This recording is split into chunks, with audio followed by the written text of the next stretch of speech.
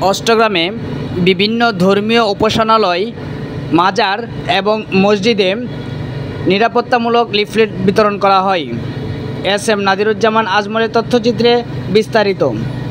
কিশোরগঞ্জের অষ্টগ্রামে বাংলাদেশ ইসলামী ফ্রন্ট, যুবসেনা, ছাত্রসেনা কর্তৃক আয়োজিত জনগণের জানমাল, মসজিদ, মাজার, মন্দির, রাষ্ট্রীয় স্থাপনাসহ সকল প্রতিষ্ঠানকে সুরক্ষার জন্য নিরাপত্তামূলক লিফলেট কর্মসূচি বিতরণ করা হয়।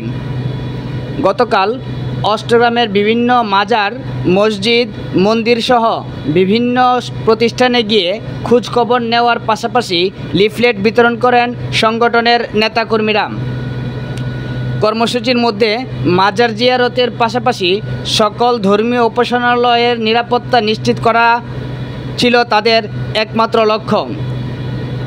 সে সময় বাংলাদেশ ইসলামী ফ্রন্ট অষ্টগ্রাম উপজেলা শাখার নেতাকর্মীরা জানান, বাংলাদেশের চলমান পরিস্থিতি মোকাবেলায় কোনো ধর্মীয় উপাসনালয়ে, মাজার এবং মসজিদে এবং সংখ্যালঘুদের উপর তাদের বাড়িঘরে যাতে কেউ হামলা ভাঙচুর না চালাতে পারে সেজন্য তারা সর্বাত্মক সতর্ক অবস্থানে থাকবে।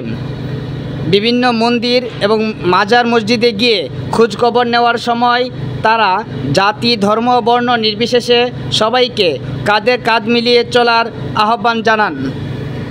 কিশোরগঞ্জের অষ্টগ্রাম থেকে এস.এম. নাদিরুজ্জামান আজমল।